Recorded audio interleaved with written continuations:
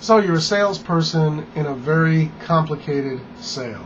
You're talking to very smart folks, probably MDs, PhDs, technicians with a lot of education and experience, complex applications, life and death potential products, and you're told you've got to sell a gazillion of whatever it is you're selling.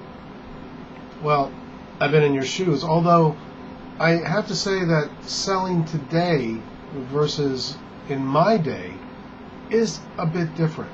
The basics are still there, but with the advent of electronic everything, it has put upon the sales process what one would think to be much more efficient ways of doing things, but it has really burdened the customer, the prospect, and the salesperson, as well as the organization behind it, with unbelievable amounts of clicking and button pushing and keyboard editing and entering and so forth, to the point where we forget that we're human. We forget that our prospect goes to the bathroom the same way we do, and that they have the same issues that we do. They may drink too much. They may have marital problems. Maybe their kid's having a real problem in school. It's possible that the son or daughter was going to go to college and they didn't. Or there's a health issue. Or finances are really not where they should be, or where people think they are because they drive a nice car. Or maybe they don't like what they're doing. They're burned out. They're 55 years old. They've been doing whatever they've been doing for 35, 40 years, and they are done. So you really don't know who you're dealing with until you get past the product.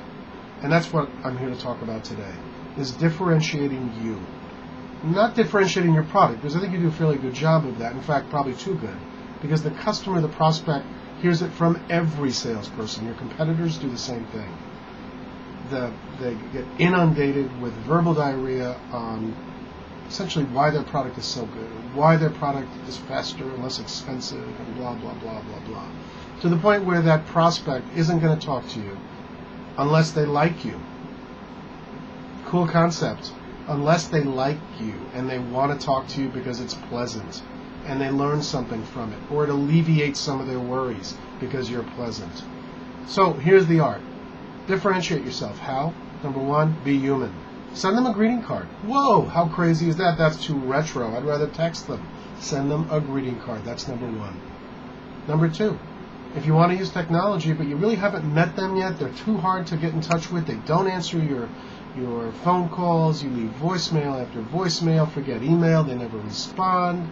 The only place you're going to be able to meet them is if you bump into them somehow, because they won't set up an appointment with you. Send them a video email. So you have a video, like this one, of you saying, hi, hey, Dr. Smith, listen, not here to sell you anything, wanted to show you who I was in case we bumped into each other at a trade show or at the hospital, and boom. You have a personal touch, even though it's using technology. So differentiate yourself. What's the third way to differentiate? First, it's send a greeting card. Find out what their birthday is. Wow, what a crazy idea.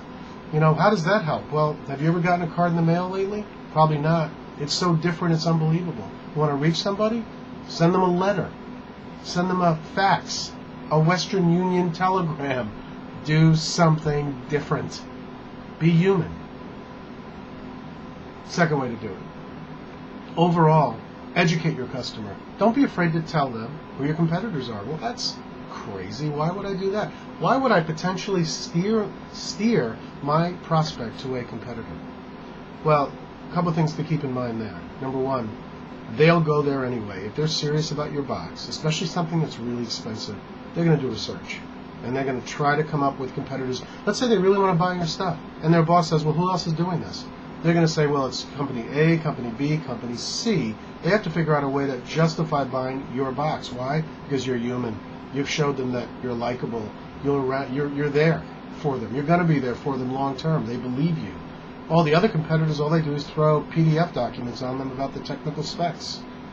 Well, help them along. Give them all that information so that they're an educated prospect.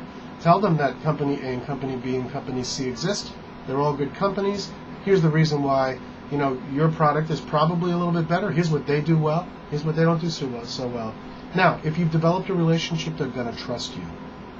And trust me, I've done this so many times and it works beautifully. I mean, you don't do this right off the bat when they don't know you, but build a little relationship first. Build a little runway before you take off with them. And then they'll trust you. You know, building up a prospect and closing a deal is not too dissimilar from a relationship between a man and a woman, or a man and a man and a woman and a woman, in terms of building relationships.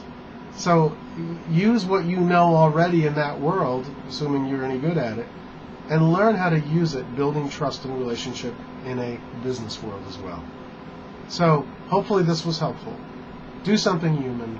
Educate your customer. Make them somebody who you communicate with, even if there is no sale. Be consistent. Don't just respond to a lead when they want something. Be there with information or a helpful hand, even when they don't need it. This is Charlie Destries. I hope this was helpful. You take care. Give me a call if I could ever be of any help. Bye now.